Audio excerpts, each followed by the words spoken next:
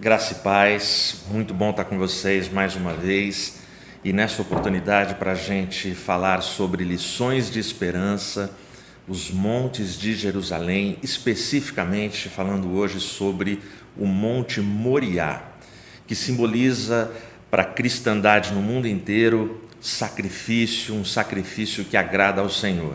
Eu te convido a abrir a sua Bíblia aí onde você está, na sua casa. Pega ela agora com toda calma, ou abre aí no seu dispositivo, em Gênesis capítulo 22, eu vou ler em nome de Jesus, do versículo 1 até o versículo 4.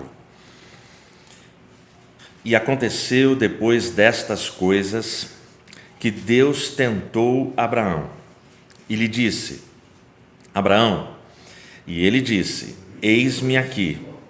E ele disse: toma agora o teu filho, teu único filho Isaque, a quem tu amas, e vai para a terra de Moriá, e oferece-o ali como oferta queimada sobre um dos montes que eu te direi.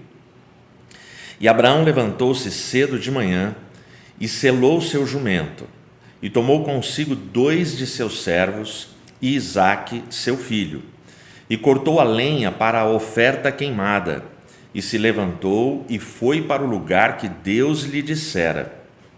Então, no terceiro dia, Abraão levantou seus olhos e viu o lugar de longe. Feche os seus olhos enquanto eu oro ao Senhor. Pai soberano e eterno que estás nos céus, glória, honra, louvor pertencem somente a Ti. Eu te agradeço pela vida, eu te agradeço pela semana, eu te agradeço porque nós chegamos, ó Senhor, apesar de tudo, nós chegamos a esta celebração que também simboliza para a gente um lugar de sacrifício, de adoração, de gratidão, de louvor ao Teu santo nome. Eu peço em nome de Jesus que o Teu Espírito Santo entre em cada lar, em cada coração que acompanha essa transmissão. Aqueles que estão em casa, aqueles que estão de plantão, aqueles que estão no carro e que estão sintonizados nesta transmissão, que o Teu Espírito Santo fale poderosamente, com muito amor em cada coração. Me ajuda, me defende, me sustenta, me capacita, me perdoa, Pai. Usa-me para a glória, honra e louvor do Teu nome. Obrigado por tudo, em nome de Jesus, amém.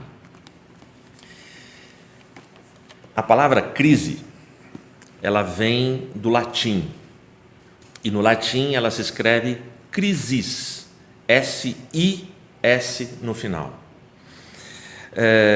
Essa palavra, ela já era usada por Hipócrates, que é chamado por muitos de o pai da medicina, justamente porque o significado da palavra crise tem a ver com momento decisivo.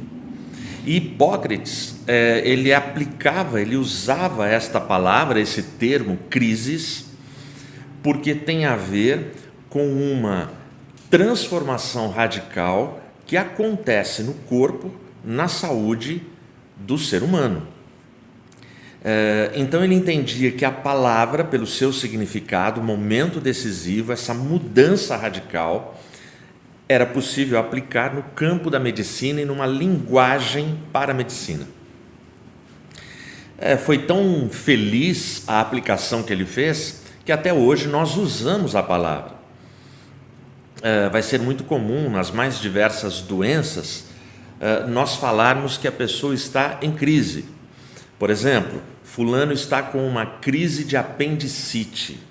É uma crise. Para aqueles que acompanham a IAP do Parque e acompanham as nossas transmissões, quem estava com a gente na quarta-feira sabe, no Palavra de Quarta, sabe que eu, pastor Ed, eu tive uma crise na quarta-feira, uma crise na minha saúde. E a crise, ela meio que chega sem avisar, e foi desse jeito. Eu amanheci, eu fui dormir na terça bem, mas na quarta-feira eu não me senti bem, comecei a ter umas cólicas e aí uma indisposição alimentar, é a palavra elegante que eu ouvi da doutora, para aquilo que nós chamamos de diarreia. E foi difícil. Eu fiquei o dia inteiro prostrado. Eu não conseguia almoçar, não tinha nem apetite. E começo a ficar apavorado, porque a gente entra em crise. Nós estamos num quadro de saúde mundial que qualquer sintoma que possa indicar o coronavírus, a Covid, a gente entra em pânico. Como é que foi a minha quarta-feira? Fui medindo febre o dia inteiro para ver se eu tinha febre. Não tinha. Eu ficava testando o meu olfato. E aí, lógico, né? Você deve ter na sua família aqueles parentes amados e queridos como eu tenho. E em família você não pode escorregar em uma frase que aquilo vira o assunto e a zoeira na família, né? Na quarta-feira, para dar o testemunho, que eu só apareci no culto no final para a oração. Quem pregou foi o meu pai, pastor Genésio. Eu disse assim, eu estou cheirando tudo. No grupo da família, assim, caramba, o pastor está cheirando tudo. Mas eu fiquei testando olfato, enfim, tudo. E realmente, graças a Deus, foi só uma indisposição alimentar. Aí, com os remédios que foram passados e toda a reidratação oral que eu tive que fazer com Gatorade, água de coco, água, essas coisas, no finalzinho do culto do Palavra de Quarta, eu já estava em condição de pelo menos orar. Na quinta-feira eu já amanheci bom, ontem melhor, zerado, participei da Sola Escritura, da Escola Bíblica às 8 da noite na sexta, e deu tudo certo. Mas o fato é que na quarta eu tive uma crise, e aquela crise tirou um pouco do meu sossego e da minha paz, porque a gente fica preocupado, a gente fica tenso. Eu chorava na minha cama, e eu fiquei prostrado ali porque eu não tinha ânimo, não tinha força, eu estava fraco para se levantar. Mas essa é uma crise localizada. Mas especialistas estão dizendo, e nós estamos concordando, que o mundo, a nossa geração, ela está vivendo a pior crise da sua história. A pandemia do coronavírus, ela não afeta somente a saúde física, ela está afetando a saúde financeira das nações, a saúde profissional, muito desemprego, a saúde nos negócios, a saúde emocional, a saúde espiritual. O coronavírus, esse inimigo invisível, minúsculo, que a gente não sabe de onde vem, como é que pega, notícias de pessoas que se cuidam, que se preservam e são contaminadas, enfim, ninguém sabe. E o fato é que a gente vive uma enorme crise. Nós que temos uma idade como a minha, na faixa aí dos 40, e pessoas que têm outras décadas a mais, a gente já viveu muitas crises aqui no país, muitas crises. Só que aí chega uma pior. Lá atrás, na crise que a gente achava que era pior, a gente entendia que não tinha como piorar, mas piorou. E a gente já ouve especialistas falando que virão pandemias piores do que essa.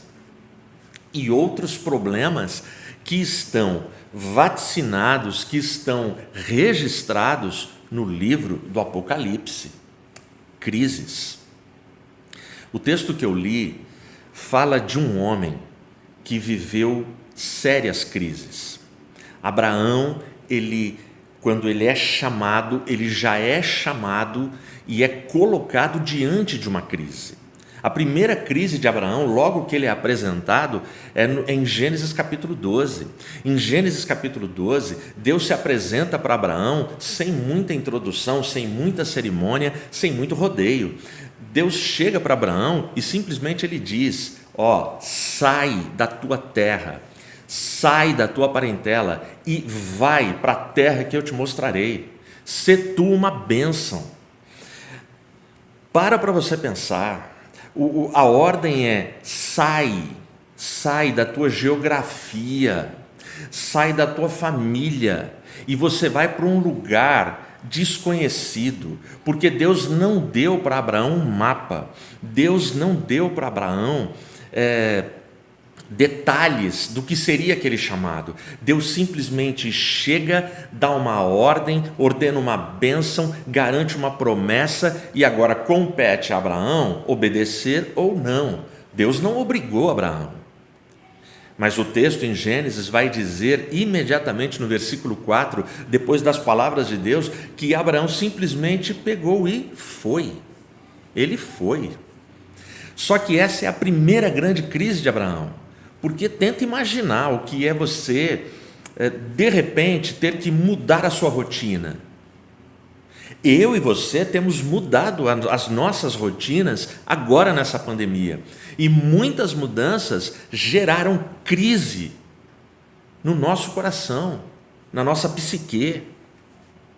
Aí Abraão caminha, e na sequência já vai vir a próxima crise. Deus promete para ele que na descendência dele, seria formada uma grande nação. Abraão, quando ouve essa promessa pela primeira vez, ele tem 75 anos. E Sara, a sua esposa amada, 65 anos. Ela era 10 anos mais nova. 75 anos já era algo assim para ele pensar: como que eu vou ter descendência? Como? A minha esposa, ela não gera, ela é estéril. Olha a nossa idade. Mas Deus falou, ok. Mas esta promessa, diante da impossibilidade natural do patriarca, gera nele uma crise. O tempo vai passando, e à medida que o tempo passa, a crise aumenta, porque a promessa não se realiza. Quando ele está com 86 anos, portanto 11 anos depois, a crise é tão forte que Sara e ele conversam, e aí eles chegam num acordo dele gerar um filho com a serva. E aí ele vai ser pai de Ismael, e ele entende que Ismael então é o herdeiro. Mas Deus novamente vai colocar esse cara em crise e vai dizer: não, a promessa que eu fiz para você vai ser gerada por você, pela tua esposa, é descendência legítima tua. Não é. Crise.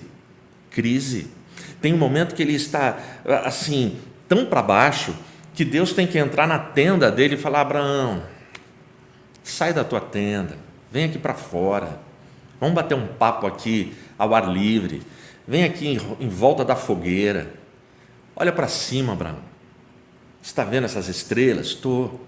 Pois é, conta para mim. Eu sei que aí do outro lado da câmera tem casais que estão me assistindo, que tem 1 ano de casado, que tem meses de casado. Meses eu sei porque tem gente que eu fiz o casamento e não deu 1 ano ainda. Agora na pandemia. Mas tem casais aí, como os meus pais que estão ali, que já tem mais de 60 anos de casados. Tem gente aí com 20, com 15, com 10, com 30. Mas teve um momento aí nesse relacionamento, e tem namorados aí me ouvindo, que a gente fez poesia pensando nas estrelas. A gente já falou que o nosso amor é incontável, é infinito como são as estrelas no céu, no universo. Estrelas nos fazem sonhar. Estrelas, elas trazem beleza para as nossas noites. E Deus, poeticamente, Ele tira o patriarca, o homem que Ele vocacionou, o homem que Ele chamou, e o homem que está em crise, tira ele da tenda dele, do canto dele, e fala: sai para fora, vamos ter uma DR aqui, vamos conversar, vamos bater um papo. Abraão olha para cima, conta essas estrelas, e Abraão: não dá, eu não consigo contar. E Deus fala: pois é, a tua descendência, Abraão, será como as estrelas do céu. Até agora nenhuma promessa cumprida, até agora nenhuma bênção, apenas uma palavra de conforto e consolo para o profeta. Eu e você não podemos perder a capacidade e a sensibilidade de olhar poeticamente para as manifestações naturais de Deus na nossa vida. A gente não pode perder a capacidade de olhar para um pássaro, uma borboleta, uma estrela, o sol, a lua, o céu, a obra que Deus criou e perceber que Deus ainda continua no controle das nossas vidas, mesmo que nós estejamos em crise. O tempo passa. O tempo passa e aí quando esse homem está com 99 anos, de novo Deus aparece para ele e fala: olha só, agora vocês vão gerar. Daqui 1 ano eu volto aqui. E daqui 1 ano, Sara, sua esposa, vai estar te entregando o herdeiro. O texto diz que Abraão, quando ouve isso, ele ri. O texto vai dizer mais para frente que Sara também, quando ela tem essa notícia, ela ri. A risada de Abraão e a risada de Sara não é deboche com a pessoa de Deus. Eles não eram doidos para fazer isso. Mas é uma risada da incredulidade, porque com 75 anos já era difícil. Com 99, ele com 99, ela com 89, ela falou... Ela chega a dizer: o tempo da minha menstruação já terminou, como é que eu vou gerar? E o anjo fala para ela: daqui 1 ano eu volto aqui. Então nesse momento existe uma palavra profética que já está determinando data, já está dizendo como vai ser. É um pouco diferente do chamado, quando Deus não deu detalhes nenhum. É um momento para você sair da crise, mas continuar tendo fé. O sorrir aqui, e é muito legal que o anjo é que define o nome. O anjo é que vai falar: e vocês vão chamar o menino de Isaac, porque Isaac significa sorriso. Deixa eu te dar um detalhe muito legal. Quando a gente sorri, 12 músculos do nosso rosto são exercitados.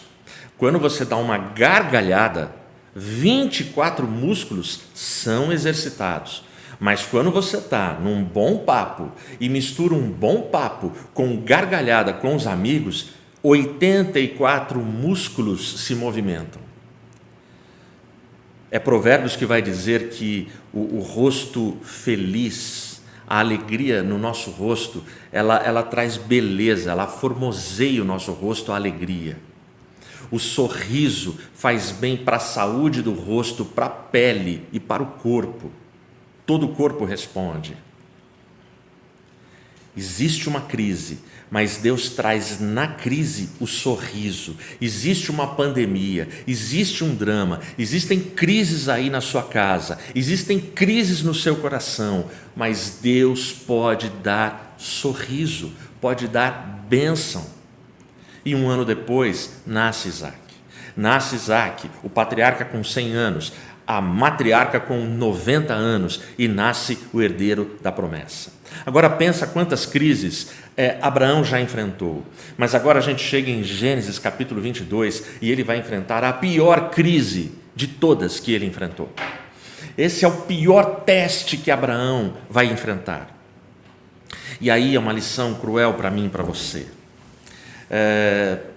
Existem pessoas, talvez pessoas como eu, que já enfrentaram tantos desafios e tantas crises, que a gente chega na conclusão assim: bom, já passei por todas as provas, mas a vida de Abraão me mostra que as crises elas vão piorando, elas vão se intensificando, e que Deus ele vai nos provando de tempos em tempos. Pode ser que você não entenda por que é que a nossa geração está enfrentando essa pandemia. Gerações passadas enfrentaram uma Primeira Guerra Mundial, uma Segunda Guerra Mundial, a peste negra, mas a nossa foi premiada com o coronavírus. Nós estamos na nossa crise, e essa é uma crise global, mas é incrível. Se eu pudesse escolher entre uma crise global como o coronavírus e a crise que Abraão vai enfrentar, eu escolheria a pandemia. Porque agora é o filho.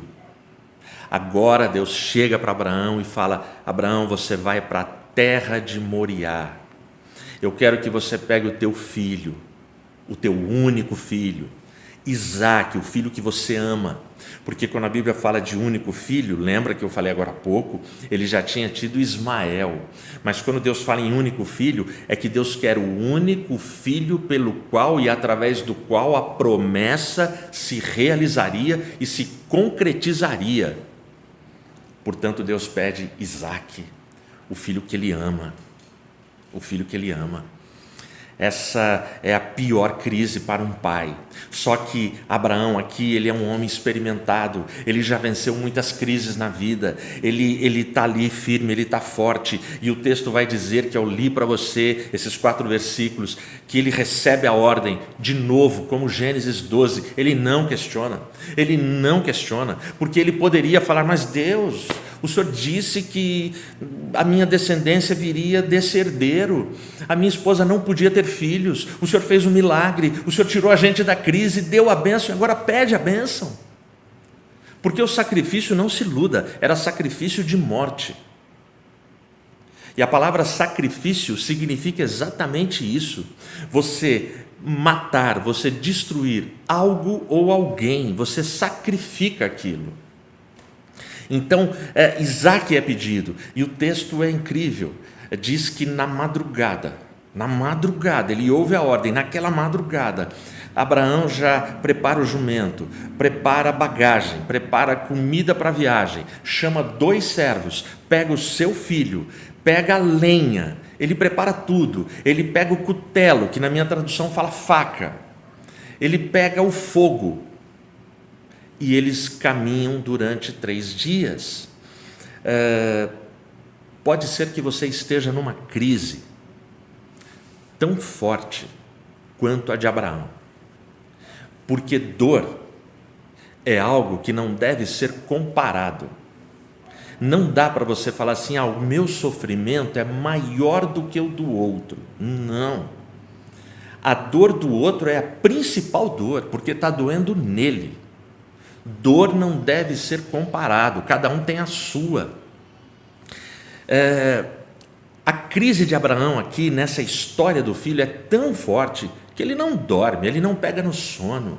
Quanta gente está vivendo esse momento que não consegue dormir, não pega no sono, o sono não vem, aí você levanta 2 da manhã, 3 da manhã, 4 da manhã, o sono não vem, ou você lê um livro, ou lê a Bíblia, ou dobra os joelhos, faz oração, ora deitado, levanta, toma uma água, vai na cozinha, você tenta fazer de tudo para ver se o sono vem, e o sono não vem. Isso é crise. Ok, tem pessoas que têm dificuldade para dormir, não tem problema nenhum, mas não é disso que eu estou falando. Eu estou falando das pessoas que as crises estão tão fortes que o sono foi embora. E aí o texto vai dizer que ele prepara tudo e todo mundo obedece. Você não vê nessa narrativa ninguém questionar. Os servos acordam, o filho acorda e todo mundo vai. O texto diz que eles caminham 3 dias, e é muito rápido. Ele caminhou 3 dias e avistou a região, a terra de Moriá. Não tem detalhes. Por exemplo, qual é a comparação que eu faço? A caminhada dos discípulos que iam para Emaús. Tem todo um diálogo, tem detalhes da caminhada. Aqui não tem detalhe. O que me passa essa ideia da rapidez da narrativa é que eles estão caminhando e a cabeça de Abraão não sai da história do sacrifício do filho. Eles vão caminhando e Abraão não tem tempo para pensar em fome, em comer, em parar. Ele quer resolver essa parada, ele quer obedecer a Deus. E ele quer entender como é que ele sai daquela crise, e ele vai. E é muito interessante que aí ele vai, conforme o texto diz, o texto orienta, vai para as terras de Moriá, vai para a terra de Moriá, e lá eu vou te mostrar qual o monte. E o versículo 4 termina dizendo que ele ergue os olhos. E eu quero que você grave essa expressão, ele ergue os olhos. Na crise, nós precisamos olhar na direção que Deus olha. Na crise, nós precisamos olhar para onde Deus manda a gente olhar. Na crise tem muitas opções, na crise a gente tem dúvidas, na crise a gente não sabe para onde ir, para onde se socorrer e o que fazer. Mas deixa eu te dizer, Deus, se você tiver a atitude de Abraão, obedece, não questiona, manda quem pode, obedece quem tem juízo, Ele vai te mostrar, Ele vai apresentar para você. Então a ideia dessa expressão, ele ergueu os olhos, Abraão agora ele está exercitando fé. Porque durante 3 dias, esse cara não caminhou 3 dias de cabeça baixa, ele não caminhou olhando para baixo, ele não caminhou sem olhar para frente, lógico, mas existe essa expressão, erguendo os olhos. Eu e você precisamos erguer os olhos, eu e você precisamos erguer os olhos para o alto, eu e você precisamos olhar para onde, de onde vem o nosso socorro, que é do Senhor. Então ele vai, e ele divisa esse lugar. E o que ele vê? Exatamente o que ele vê. E aqui a gente tem ainda o olhar natural que está exercitando a fé em obediência. Eu vou continuar a leitura para você. E aí a gente vai perceber a visão que Abraão tem.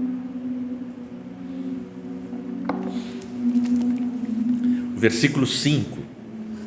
E Abraão disse aos seus servos: ficai aqui com o jumento, e eu e o menino vamos adiante para adorar e voltaremos a vós. É muito legal. No exato momento que Abraão olha, ele ergue os olhos e ele tem convicção, é aquele monte. Nesse momento, depois de 3 dias de caminhada, depois de 3 dias andando com um jumento carregado de coisas, Abraão simplesmente, ele não perde tempo para falar, vamos montar uma tenda, uma barraca e acampar e descansar, não. Abraão nesse momento ele fala para os servos, fiquem aqui, cuidem do jumento, que eu vou com meu filho adorar e nós voltaremos para vós. Essa é uma expressão que certamente você já prestou atenção nela, você já observou e já falaram para você da fé do patriarca. Ele tinha convicção de que ele voltaria. Então ele tinha certeza que o filho seria liberto do sacrifício? Não. Hebreus vai explicar para a gente no capítulo 11 que Abraão ele creu de tal forma e ele cria de tal forma em Deus que ele não tinha dúvida que Deus era poderoso para trazer o seu filho dos mortos, que ele poderia ressuscitar o seu filho. Ou seja, a palavra que Hebreus usa é figuradamente Abraão viu. O figuradamente significa fé. Abraão, ele não conta com o livramento, ele conta com ressurreição. Abraão na Bíblia é o primeiro cara a crer na ressurreição dos mortos. E ele crê com tanta convicção que ele não foge da prova, ele vai com seu filho. Outra coisa que é importante, quando ele usa a palavra vamos adorar, o livro de Levítico apresenta para a gente 5 tipos de ofertas que o povo fazia cerimonialmente. Uma delas era a oferta de consagração. Quando algo é santo ao Senhor, é consagrado ao Senhor. O que Abraão está fazendo aqui é em obediência ao Senhor, hoje eu vou consagrar o meu filho. Hoje o meu filho será consagrado ao Senhor. E basicamente é o que todo pai e toda mãe precisam fazer, consagre o seu filho ao Senhor. Então isso está acontecendo aqui. Agora eu vou ler para você os versículos 6, 7 e 8. Dá uma olhada.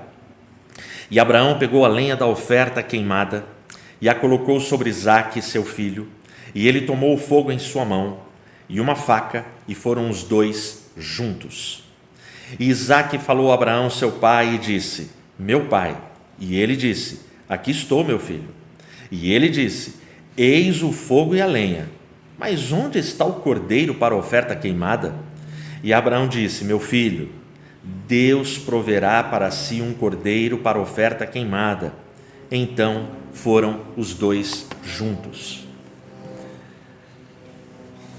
Esses 3 versículos, para mim, eles são assim de arrepiar toda a nossa espinha, sabe? Quando o texto diz que Abraão coloca a lenha para que Isaque carregue, essa expressão já indica que Isaque, a Bíblia não fala de idade e não dá para a gente arriscar a idade. Tem gente que fala em adolescente de 16, 17 anos, tem gente que fala que ele tinha 30. Não importa a idade, o fato é que Isaque já era um homem forte, formado, capaz de carregar o peso de lenhas, portanto, era um homem com força e energia para fugir daquele lugar, para questionar o seu pai e para vazar. Mas você não vê Isaque abrir a boca nesse sentido. Depois de 3 dias de caminhada, com 2 servos e 1 jumento, eles caminharam silenciosamente. Quando Abraão vê o monte, ele fala para que os servos fiquem, e agora eles vão caminhar. Tem uma lição profunda aqui. A lição profunda é: existem sacrifícios que eles são íntimos da sua família. Existem sacrifícios que só interessam para mim. Então, somente agora um diálogo é travado, porque agora os 2, pai e filho, eles estão sozinhos na cena. Nós só conhecemos esse diálogo porque esse diálogo foi escrito e foi passado de pai para filho, de geração em geração, até que chega o evento da imprensa e a Bíblia é impressa como o livro que inaugura a era da imprensa. E aí livros são distribuídos e a gente conhece esse diálogo, senão esse diálogo teria ficado esquecido num deserto. Mas aí esses caras vão conversar e Isaque vai falar: pai. Eu imagino Isaque engasgado. Isaque, além de força, ele tinha inteligência. Eles sabiam que eles iriam sacrificar, porque ele viu tudo que o pai estava levando, mas ele não vê o cordeiro. E ele fala: pai, o senhor não está esquecendo de nada. Pai, tem a lenha, pai, tem o fogo, tem o cutelo, mas eu não estou vendo o cordeiro, pai.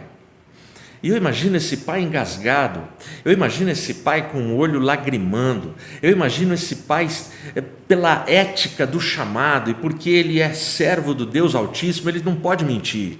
E ele não mente, ele olha para o filho dele e ele usa palavras de fé, que é o que a gente usa também hoje. Filho, Deus proverá para si o cordeiro. Você é pai, você é mãe, eu sou pai. Eu e você não temos, nessa crise, todas as respostas para os nossos filhos. Deus está vendo. Aqueles dias aí na sua casa, quando você, escondido dos seus filhos, você chora, você ora, porque você não tem resposta. Porque você não sabe o que responder diante das perguntas que a crise faz para a gente. E aí nós temos que responder como Abraão respondeu, apenas aplicando a fé. Apenas aplicando a fé. Então Abraão não mente, mas ele dá uma resposta que ele também não tem garantia nenhuma. Deus proverá para si o cordeiro. É a resposta que ele dá. E Abraão, ele já tem experiências de outras crises. Lembra? Gênesis 18, quando ele entra num debate com Deus por causa do sobrinho Ló, que poderia morrer lá em Sodoma. E é o momento quando Abraão chega para Deus e ele faz uma pergunta que é uma afirmação, é uma pergunta retórica. Quando ele diz para Deus: por acaso não faria justiça o juiz de toda a terra? Abraão já tinha na vida dele o resultado daquele debate com Deus. Ló foi livre. Ló teve a sua vida preservada. Então, Abraão, ele tem intimidade com Deus. Ele tem intimidade para saber que dá para confiar. Porque na cabeça dele é assim: Deus me fez uma promessa. Deus operou um milagre na minha vida. Deus me deu um filho na minha velhice. Deus está pedindo meu filho. Eu não entendo. Eu não sei por que Ele está pedindo meu filho. Não é isso. Eu não aprendi a minha fé para praticar uma adoração dessa forma. Mas Ele vai responder para o filho. O Senhor proverá. Responda com fé para o seu filho. Responda com fé para a sua filha. Responda com fé para o seu cônjuge. Quando você não tiver resposta nenhuma, o Senhor proverá na minha casa, proverá na sua casa, proverá na sua vida, proverá saúde, proverá solução, proverá bênção para você. Agora, diante desse diálogo tão intimista, tão profundo, tão difícil, o versículo 6, ele fecha com: eles foram andando juntos. E o versículo 8 fecha da mesma forma: eles foram andando juntos. É interessante que repete essa expressão: eles caminhavam juntos, pai e filho. Com quem, se você pudesse escolher, com quem você gostaria de caminhar lado a lado e ter uma conversa honesta e sincera nos últimos momentos da vida? Porque para Abraão é o que está acontecendo. Para Abraão é o que está acontecendo e é o que Isaque está entendendo. Eles estão caminhando para o lugar do altar, para o Monte Moriá. Eles estão subindo o Monte Moriá e eles sabem que são os últimos momentos da vida. Com quem você gostaria? Tem gente morrendo agora de Covid e que não está podendo ir no velório enterrar e velar o seu amado. Já está saindo uma determinação aqui no governo do estado, não sei se ela já foi comunicada e oficializada, que nem 3 pessoas, que o protocolo de Covid será: morreu, enterra, não dá tempo, porque tem muita gente se contaminando nos velórios, mesmo indo 1 ou 2 ou 3. Então, se você pudesse escolher com quem eu vou caminhar, a última caminhada da minha vida, quem eu quero ao meu lado, é minha esposa, é o meu marido, é minha mãe, é o meu pai, é meu irmão, minha irmã, é o meu amigo mais chegado que um irmão, é o meu pastor. Quem você escolheria? O fato é que Abraão está com o filho e ele está levando o filho para o sacrifício e ele caminha junto com esse filho. E ele é firme, ele é forte, ele é objetivo. Olha o que vai acontecer aqui, versículo 9. E eles chegaram ao lugar de que Deus lhe dissera, e Abraão construiu ali um altar, e pôs em ordem a lenha, e amarrou Isaque, seu filho, e o pôs no altar sobre a lenha. E Abraão estendeu sua mão, e tomou a faca, e tomou o cutelo para imolar o seu filho. Deixa eu te explicar como é que acontecia isso aqui no Oriente nessa época. Sacrifícios humanos entre as religiões pagãs eram normais. E eu acho que isso deu um nó na cabeça de Abraão. Meu Deus está pedindo isso? Porque no livro de Levítico, capítulo 20, de 1 a 5, Deus vai condenar veementemente todo o sacrifício de criança que era feito ao deus Moloque. Porque Moloque era uma entidade pagã, satânica, que exigia o sacrifício de crianças. Presta atenção. Como é que isso era feito? O texto diz que ele preparou a lenha, ele amarrou o filho, ele dispôs o filho no altar. Ele está com o fogo já preparado, mas antes ele pega o cutelo e ergue as mãos. Ele vai cortar primeiro a garganta, que era a primeira região a ser cortada para aquela vítima já morrer. E depois ele fatiaria, ele esquartejaria o corpo para deixar ali os pedaços para serem queimados. É isso que ele está fazendo. É esse momento. E de novo, você não vê Isaque abrir a boca. Isaque aceita, Isaque obedece. O filho está obedecendo, o pai está obedecendo. É absurda, a ordem é absurda. A gente não entende. Se você parasse aqui, você ia falar assim: Caramba, que Deus é esse? Que Deus é esse que pede a morte de um filho, que pede a morte para que um pai mate e sacrifique o seu filho? Mas aí a gente caminha e a gente chega aqui no versículo 11. E o anjo do Senhor chamou do céu e disse: Abraão, Abraão. E ele disse: aqui estou. E ele disse: não ponhas a tua mão sobre o menino, nem faças alguma coisa com ele, porque agora eu sei que temes a Deus, vendo que não negaste a mim teu filho, teu único filho. Glória a Deus, glória a Deus. Eu fico imaginando,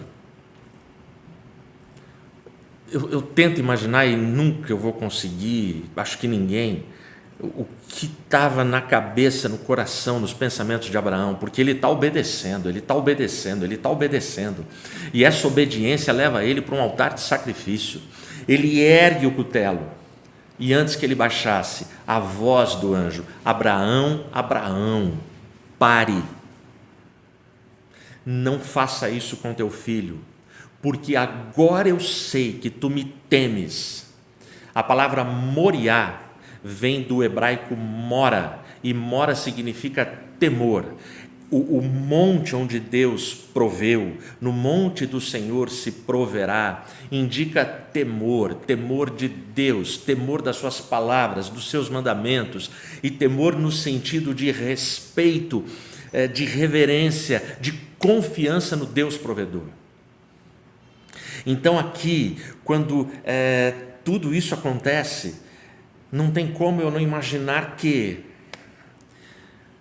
Deus tem um expediente que Ele espreme e testa a nossa fé de uma forma incomparável, porque Deus entra em cena, não é no último segundo, Ele entra em cena no último frame de segundo. Quando você acha que nada mais vai acontecer, quando você acha que não tem mais jeito, quando você tem convicção que as coisas não vão dar certo, Ele entra em cena. Ele entra em cena. Abraão, Abraão. Então, Abraão, ele entrou nessa narrativa com a visão natural, quando ele ergueu os olhos para ver as coisas que Deus queria que ele visse. Agora Abraão ouve. Por que Abraão ouviu o anjo? Por que Abraão teve essa experiência no Monte Moriá? Ele só teve essa experiência no Monte Moriá e ele só ouviu a voz poderosa do anjo porque ele obedeceu. Porque se Abraão não subisse o Monte Moriá, se Abraão, contra a sua vontade, não resolvesse obedecer à ordem absurda de Deus, ele não teria essa experiência para contar. Você quer ter vitórias como Abraão? Então te prepara. Te prepara para enfrentar crises como Abraão. É no último minuto, é no último segundo, é no último frame de segundo. Então ele ouve. Então agora, a partir do versículo 13, pela segunda vez nessa narrativa, Abraão vai erguer os olhos. E agora ele ergue os olhos para enxergar o sobrenatural. Até aqui era o natural, mas essa voz sobrenatural de um anjo faz ele erguer os olhos. Dá uma olhada no versículo 13 em diante, como é que vem. E Abraão levantou seus olhos e olhou, e eis de trás dele um carneiro, preso pelo chifre em um arbusto. E Abraão foi e tomou o carneiro e o ofereceu como oferta queimada no lugar de seu filho. E Abraão chamou o nome daquele lugar Yahvé-Jirê, como se diz até este dia: no monte do Senhor ele será visto. E o anjo do Senhor chamou Abraão do céu segunda vez e disse: por mim mesmo jurei, diz o Senhor, pois porque tu fizeste tal coisa e não negaste teu filho, teu único filho, em bênção eu te abençoarei, e em multiplicação eu multiplicarei tua semente como as estrelas do céu e como a areia que está sobre a beira do mar, e a tua semente possuirá o portão dos seus inimigos. E em tua semente todas as nações da terra serão abençoadas, porque tu obedeceste a minha voz. Glória a Deus. Ele ergueu os olhos e de trás dele ele viu um cordeiro. Um cordeiro que, em condições ordinárias, era uma visão natural. Mas numa condição extraordinária como essa, depois que o anjo falou, passou a ser uma visão sobrenatural. Ele vê um cordeiro. Ele não ouviu em nenhum momento um bé. Ele não ouviu. Ele não se deu conta que tinha. Mas Deus tinha um cordeiro. E o cordeiro estava ali. E a troca foi feita. Tira Isaque. Desamarra Isaque. E coloca o cordeiro. Porque um sacrifício teria que ser feito no Monte Moriá. Porque é lugar de sacrifício. Um sacrifício teria que ser feito. Sangue teria que ser derramado.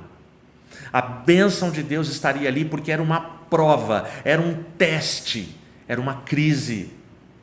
Então ele vê como eu e você precisamos ver o sobrenatural de Deus no natural que nos cerca. Porque nada na vida do Filho de Deus é coincidência, é por acaso, é sem querer. Não, tudo que tem aqui à minha volta tem o dedo de Deus, tem a graça de Deus. Eu creio assim, você precisa crer assim. Se você já se rendeu a Cristo, as coisas aí na sua casa, na sua história, não é por acaso. Olhe para onde Deus olha, e quando você olha para onde Deus olha e vai obedecendo, obedecendo, obedecendo, chega no ponto que Ele te dá a visão sobrenatural. E a visão sobrenatural que Deus dá é para filhos que obedecem, é para filhos que não desistem, é para filhos que perseveram, é para filhos que insistem. Moriá é monte de sacrifício. Nós estamos no momento de sacrifício e crise. É nesse momento que nós estamos. E aí o versículo 14, Abraão chamou o nome daquele lugar Yavé Jirê. Yavé Jirê, Jeová Jirê, é a primeira vez que aparece um nome composto de Deus na Bíblia. Deus vai ter mais de 80 nomes no Velho Testamento.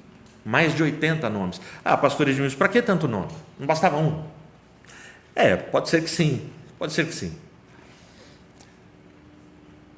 Mas vão faltar nomes para qualificar e para explicar o Deus que nós amamos, cremos e servimos. O Deus soberano, o Deus vivo, o Senhor dos exércitos, o Rei dos reis, Senhor dos senhores. Quando eu conheci Jesus, Ele era Jesus. Para você entender melhor, eu tenho que falar quem era Regina para mim. Quando eu olhei na escola, que foi lá no Carlos Gomes, quando a gente estava ali na 8ª série, eu olhei no pátio e falei, caramba, gostei dessa menina. E a primeira vez que eu olhei para a Regina, eu bati o olho e falei, eu vou casar com essa menina. Ela era a menina. Até que eu pergunto para um, para outro e descobri o nome dela, então ela era a Regina. Passou alguns meses, conversa vai, conversa vem, charme para lá, charme para cá, joguei a cantada, ela aceitou. Aí ela passou a ser Regina e ela ganhou um novo nome, namorada. Aí a gente começa a namorar e namoramos 7 anos. E nesses 7 anos ela passa a ter alguns nomes carinhosos que esses eu não vou contar para você. Mas aí chega um momento que ela passa a ser minha noiva. Então ela era a menina, agora ela é a Regina, ela era minha namorada e agora ela é minha noiva. Aí passa um tempo, vem o casamento. Então ela é menina, Regina, namorada, noiva, esposa. Passou um tempo, nasceu o Mateus. Então ela é menina, ela é Regina, ela é namorada, ela é noiva, ela é esposa, ela é mãe dos meus filhos. Passa um tempo, a gente abre uma empresa. Ela passa a ser quem? Menina, Regina, namorada, noiva, esposa, mãe dos meus filhos, sócia. Cara, e isso só vem crescendo. Ela é companheira, ela é parceira, ela é avó. Por que isso cresceu? Porque os anos passaram, porque o relacionamento se aprofundou, porque ela ganhou nomes.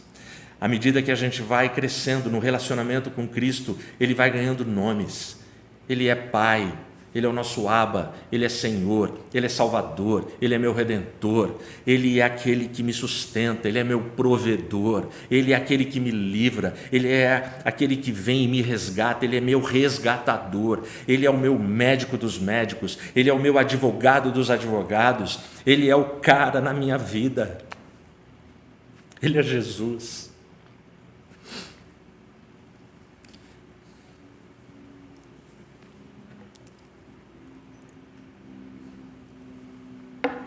Jeová Jirê, se você pegar no Google, vai dar como explicação: o Senhor proverá. Mas a melhor tradução detalhada dessa expressão hebraica, Jeová Jirê, significa aquele que provê além do que necessitamos. Aquele que provê além do que necessitamos significa, Ele vê antecipadamente a nossa dor e sabe o que nós vamos precisar.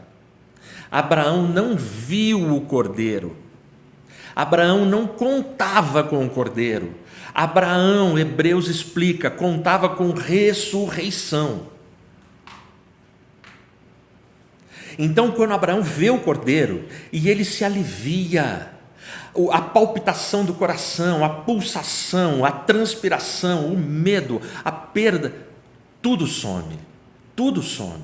Ele se alivia, aí ele tira o filho, chora, abraça o filho, pega o cordeiro, põe o cordeiro. É nesse momento que ele fala Jeová Jirê, porque Jeová Jirê foi além da conta, ele foi o Deus da provisão, além do necessário, além do que ele esperava. É o Deus que nós cremos, é além. E aí ele termina o versículo 14 com a seguinte expressão: e o ofereceu como oferta no lugar do seu filho. E Abraão chamou o nome daquele lugar Jeová Jirê. Agora o final no versículo 14: no monte do Senhor se proverá. É o que está na maioria das Bíblias. Na minha Bíblia está: no monte do Senhor ele será visto.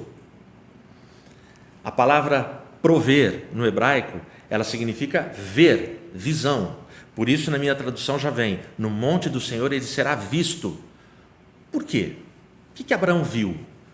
O que Abraão está falando com essa declaração de uma visão sobrenatural, é a segunda vez que ele ergue os olhos. Abraão está dizendo para aquela geração: no futuro, o Messias, ele virá no Monte Moriá, e ele virá pelo Monte Moriá, e ele será oferecido como sacrifício pelos pecados da humanidade. Como é que eu sei disso? Como é que eu posso afirmar essa interpretação? Porque essa interpretação é feita pelo próprio Cristo no Evangelho de João 8,56. O vosso pai Abraão se alegrou quando viu o meu dia e ele regozijou. Cristo dá essa interpretação no Evangelho de João. Então Abraão viu, e ele é abençoado por conta disso no Monte Moriá. O Monte Moriá aparece apenas 2 vezes na Bíblia. Eu vou te mostrar agora a segunda vez. A primeira vez é aqui em Gênesis. Vai lá agora em Crônicas. Caminha aí com a sua Bíblia até eu chegar com a minha aqui, que não está marcado.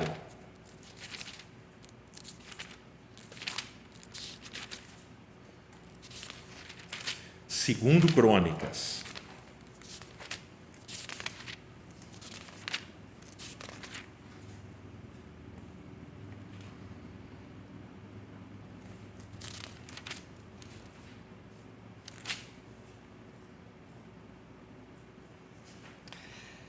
No livro de Crônicas, existe um momento quando Deus fala para Salomão que Salomão vai construir. E para Salomão construir, ele vai construir o templo na eira de Ornã, que foi conquistada por Davi, seu pai. E na eira de Ornã, Davi, ele vai ali no Monte Moriá. Então aparece a expressão Monte Moriá, é a segunda vez. Esse Monte Moriá, muita gente duvida de ser o mesmo, porque era uma cadeia de montes. Mas eu concordo com as interpretações que falam que o monte onde Abraão sacrificou o cordeiro, não Isaque, é o mesmo onde se construiu o templo. Por quê? Quem mostrou o monte para Abraão foi Deus, quando ele ergue os olhos. Quem determina para Davi ir na eira de Ornã, no Monte Moriá, também é Deus, através do profeta Gade. Essa narrativa toda, ela aparece em Crônicas, mas ela está no segundo livro de Samuel, no último capítulo 24. Davi, ele estabelece um censo. Ele quer fazer um censo. E ele faz um censo, contra a vontade de Deus. E esse censo, ele descobre que em Israel ele tem 800 mil soldados e valentes, e em Judá ele tem 500 mil. E ele fica impressionado, 1.300.000 soldados. Bom, se você ler o primeiro versículo de 2 Samuel 24, a ideia que dá é que Deus é que provocou Davi. Não, ali é uma expressão onde Deus permite que Satanás o provoque. Isso vai estar em 1 Crônicas 21. Ali fica claro que quem provocou Davi foi Satanás. Bom, quando Davi termina o censo, Davi, ele se arrepende. Ele se arrepende do que ele fez. Por quê? Porque Davi não deu glória a Deus. Porque Davi, ele se exaltou e se orgulhou daquele 1.300.000 soldados. Ao passo que ele devia reconhecer toda a glória dele, o poder dele, a pessoa de Deus e não a mérito dele. Bom, por conta disso ele se arrepende.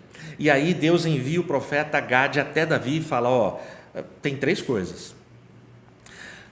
7 anos de fome na terra, 3 meses fugindo dos seus inimigos, ou 3 dias de peste. Você escolhe. E aí Davi responde, não, que eu caia nas mãos de Deus, porque nas mãos de Deus tem misericórdia. E aí vem os 3 dias de peste. E aí o texto fala que muita gente está morrendo. E quando esse anjo da morte está sobrevoando Jerusalém, Deus determina que pare. Quando tudo para, Davi está desesperado. Ele fala, Senhor, me castiga, e não esse povo não tem nada a ver com a minha desobediência. E aí o profeta Gade de novo fala para Davi, vai até a eira de Ornã, leva a arca, e lá no monte você vai sacrificar, que é o Monte Moriá. E aí Davi vai, quando ele está chegando, Ornã ou Araúna, aparecem os 2 nomes da mesma pessoa, ele vê Davi chegando com a arca, ele prontamente oferece a eira para Davi. Davi não precisa chegar. E ele fala, não. E por quê? Porque Ornã, quando ele vê o anjo sobrevoando Jerusalém, ele tem a convicção de que Deus está mandando doar aquela área para Davi. Mas Davi não aceita. Davi fala, eu não quero, eu vou comprar. Porque nenhum sacrifício será dado ao Senhor sem ter um custo para mim. Então ele compra. O que tem lá nesse Monte Moriá hoje? O templo de Jerusalém. Porque Salomão vai construir ali, nesse lugar. Hoje o templo de Jerusalém, no ano 70 da nossa era, foi destruído. Sobrou só o Muro das Lamentações. Hoje muita gente chama o Monte Moriá de Monte das Lágrimas, porque só chora naquele muro ali. Mas é importante, o que tem construído ali? A mesquita de Omar, o domo da rocha, uma cúpula dourada, é um templo islâmico que foi conquistado aquele lugar entre 600 e 700 da nossa era por exércitos muçulmanos. E ali foi erigida uma mesquita. Só sobrou a muralha, o Muro das Lamentações do templo antigo, do segundo templo. Bom, o mundo hoje conta a história do meio para frente. O mundo hoje, que é anti-Israel, diz que Israel não tem direito àquele lugar. Mas quando você lê o texto, Davi foi e Ornã queria dar aquele lugar. E Davi não aceitou a doação e pagou por aquele lugar. Não teve guerra, não teve morte, não foi roubado. É legítima aquela terra e Deus determinou que fosse ali o sacrifício. Monte Moriá. Então, o que significa a eira de Ornã para mim e para você? O que significa o templo ali? Arrependimento, perdão. Davi, ele se arrepende e ele é perdoado, ele é transformado. O que significa a eira de Ornã para a gente? A eira era um lugar onde se malhava trigo, é onde famílias faziam a separação do trigo para gerar renda para suas famílias e para Israel. O templo é onde a gente precisa ter arrependimento, adoração e tudo isso. Então eu tenho Monte Moriá já no sacrifício de Abraão, eu tenho Davi erigindo o altar para a arca, que são os mandamentos, eu tenho o templo, Monte Moriá, lugar de sacrifício. E aí a gente chega nesse ponto dessa reflexão, para eu aplicar com você 3 lições básicas para a gente concluir. 3 lições que para mim são muito caras. E aí, pastor, o que eu faço com todas essas informações hoje? Como é que eu me viro hoje? Deixa eu dizer para você. Eu tenho que subir no Monte Moriá todo dia. E eu tenho que aprender com Abraão. O que Abraão levava? Ele levava o fogo, a lenha e o cutelo, a faca. Quando ele leva o fogo era uma tocha, porque ele precisava do fogo para colocar fogo na lenha. O fogo servia para queimar o sacrifício. O que representa hoje para a igreja de Cristo o fogo? O Espírito Santo de Deus. O fogo de Deus nós vivenciamos através do Espírito Santo de Deus. Ah, pastor, então o fogo é falar em línguas estranhas? Línguas estranhas é apenas um componente do fogo. O Espírito Santo é Deus. Ele habita em mim. Se ele não estiver dando este fogo como energia poderosa que me impulsiona, me inspira e me faz ter visão sobrenatural, eu não caminho. O fogo. Ele carregava o cutelo, que era uma pequena espada curva para o sacrifício. A espada que eu e você temos hoje se chama Palavra de Deus. É a palavra de Deus que vai me ensinar a vontade de Deus. Abraão estava caminhando para fazer a vontade de Deus. É a palavra de Deus que vai me ensinar a vontade de Deus. E ele tinha lenha.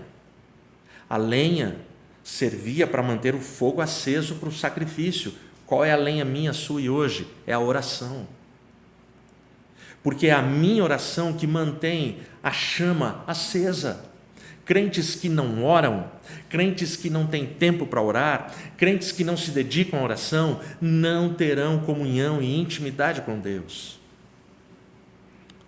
É no livro também de 1 Samuel 15, 22, obedecer é muito melhor do que sacrificar. Abraão obedeceu achando que ia sacrificar e Deus livrou. Ele obedeceu, livrou o filho dele.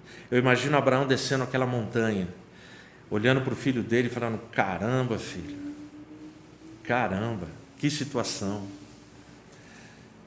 A minha oração é para que eu e você tenhamos o Espírito Santo, a palavra de Deus e a oração todos os dias da nossa vida, e que a gente suba a Moriá todos os dias, porque o sacrifício em Moriá é entregar as nossas alegrias, as coisas mais preciosas. Isaque era sorriso, era a maior alegria de Abraão e Sara. E Deus pede o que é mais precioso, o que você tem de mais precioso, entregue a Deus. Bom, então eu tenho que sacrificar meus filhos? Não. Abraão, ele está num contexto gigantesco da narrativa da salvação. Isaque e o cordeiro representam um tipo de Cristo. Isaque, quando ele carrega a lenha, Jesus carrega o madeiro. Isaac, quando ele é mudo, calado e obedece, Jesus também vai mudo e calado e obedece. Abraão, quando entrega o filho, o pai entrega o filho para mim e para você. Só que é feita uma troca ali. E aí o cordeiro é que vai simbolizar Cristo. Só que Cristo, quando vai para a cruz, não tem troca. Essa é a diferença. Quando o pai determina que o filho vá para a cruz, não tem troca.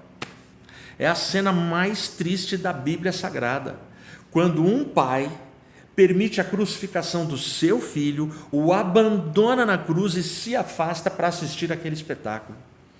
Não teve troca, porque não tinha ninguém capaz, perfeito e santo para substituir a Cristo, para pagar os meus e os seus pecados. Moriá é sacrifício. Jesus ressuscitou ao terceiro dia.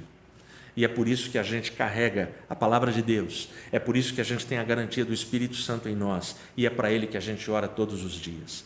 Que Ele abençoe a sua vida, a sua casa e a sua família, que Ele guarde você, e que a gente não fuja dos nossos desafios e sacrifícios, mas nele também ouviremos a voz do anjo, e teremos visão natural e sobrenatural. Que Deus te abençoe.